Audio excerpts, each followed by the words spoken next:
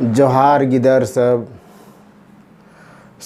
ठीक ठाक। तो आज हम आप लोगों के बीच खोरठा भाषा में एक लघु निबंध लेके आया हूँ, जिसका शीर्षक है कर्म पर्व।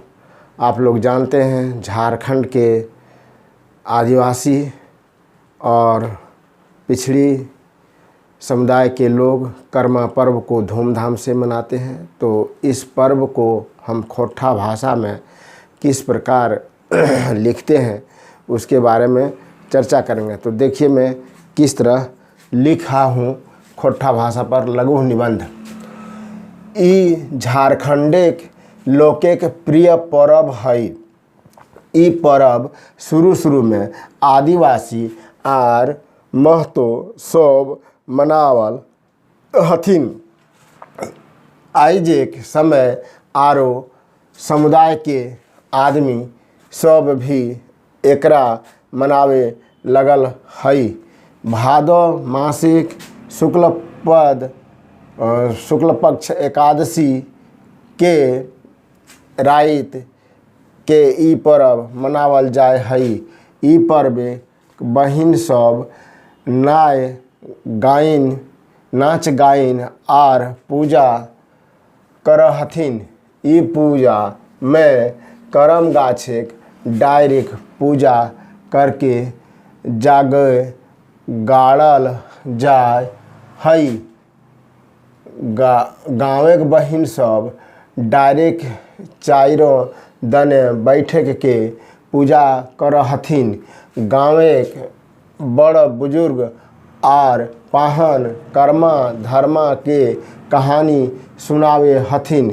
दूसर दिन कर्मा राजा के नदी चाहे पोखरे भसावन करल जाय हई।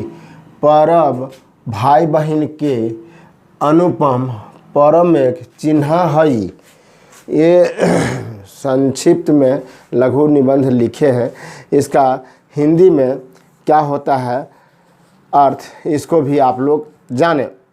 इसका अर्थ होता है कि यह झारखंड का लोकप्रिय त्यौहार है। यह पर्व प्रारंभ में आदिवासी और महतो लोग मनाते थे। वर्तमान में अन्य समुदाय के लोग भी इसे मनाने लगे हैं। भादो माह के शुक्ल पक्ष एकादशी की रात को यह पर्व मनाया जाता है। इस पर्व में बहनें नाच गान और पूजन करती हैं। बहनें अपनी भाई की सुख और समृद्धि के लिए यह पूजा करती हैं। यह पूजा में करम पेड़ की डाली पूजा स्थल में गाड़ा जाता है।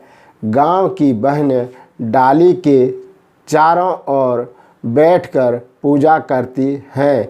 गांव के बड़े बूढ़े या पाहन कर्मा धर्मा की कहानी सुनाते हैं। दूसरे दिन कर्मा राजा को नदी या तालाब में विसर्जित किया जाता है।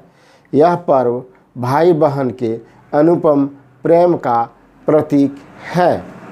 तो बच्चों आप लोग देखें ये कहानी का हिंदी में अर्थ। इससे साबित होता है कि कर्मा पर्व एक प्रकृति का पर्व है और बहन अपने भाई के सुरक्षा के लिए यानी भाई का मंगल कामना के लिए यह पर्व करते हैं। इसमें जवा डाली का भी परंपरा है। कहीं पर जवा को बोया जाता है और उसका डाली को रखा जाता है करम डाल के पास और चारों ओर घूम घूम के नृत्य करती है गांव की बालाएं लड़कियां।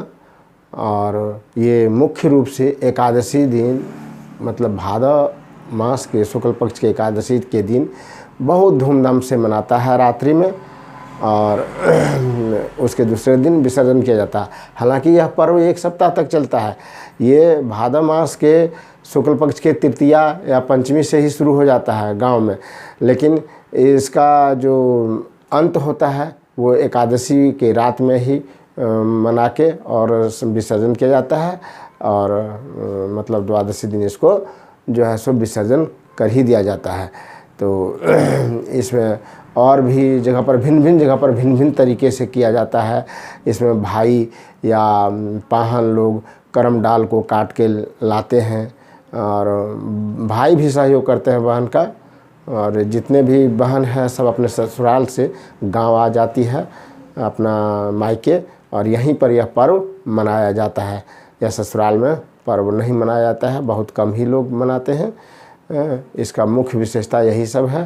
तो ये हम लघु रूप में लिखे, और विस्तार में इसको हम और भी बड़ा लिख सकते हैं। तो सीखने के लिए आप लोग खोट्टा भाषा सीखने के लिए इस चैनल को बार बार देखें, और इसको जो है सो जहाँ समझ में नहीं आवे उसको दोबारा मतलब आप रिपीट करें, देखें तो समझ में आ जाएगा खोट्टा भाषा कैसे बोला जाता है, कैसे लिखा जाता है। आज इतने रखते हैं, फिर अगला दिन आएंगे दूसरा भाषा मतलब दूसरा टॉपिक लेके, चाहे हिंदी या खोट्टा में या संस्कृत में। तब तक आप लोग खुश रहें, पढ़ें लिखें, मस्त रहें। धन्यवाद।